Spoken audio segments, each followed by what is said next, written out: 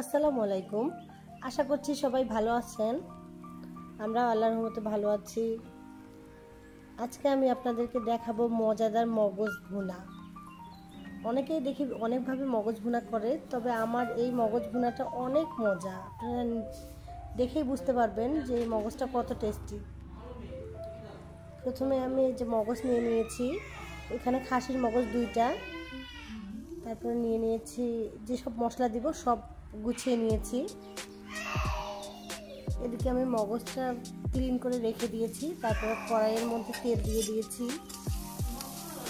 তেলের মধ্যে আমি পেঁয়াজ আর কয়েকটি গরম মশলা দিয়ে দিলাম। এখন সবগুলো একটু হালকা করে বাদামি করে ভেজে নিব।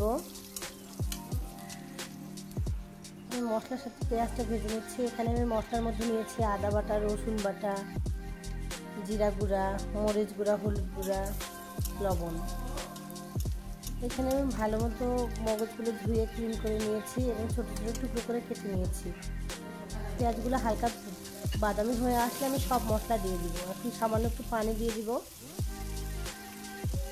মগজ রান্নার মেইন যে জিনিসটা সেটা হচ্ছে মশলাটা ভালোভাবে কষাতে হবে।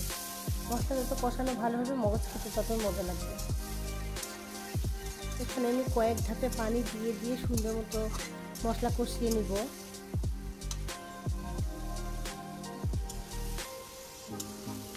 মশলা গা থেকে তেল উঠে আসছে। আমি সামান্য করে পানি দিব আর মশলাটা ভালোভাবে কষিয়ে নিব। দেখতেই পাচ্ছেন এই পর্যায়ে কালারটা কত সুন্দর এসেছে। আমার মশলা কষানো প্রায় শেষ। আমি মগজগুলো দিয়ে দিলাম।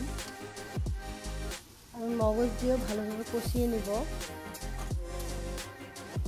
মগজ যেহেতু অনেক নরম, তাই আমি আলতো আলতোভাবে কষাচ্ছি যেন সবগুলো একবারে ভেঙে ভর্তা হয়ে না যায়। এই মগজটা একটু আস্তে আস্তে থাকলেই বেশি ভালো লাগে আমার কাছে। অনেকেই দেখে অনেকভাবে মগজ রান্না করে, একবারে ভর্তা করে ফেলে। সেটা থেকে আমার বেশি পছন্দ হচ্ছে মগজটা একটু গোটা গোটা থাকবে। আমি শেষে একটু গরম মশলা গুঁড়া দিয়ে দিলাম। এই যে আমার মগজ রান্নার ফাইনাল লুক।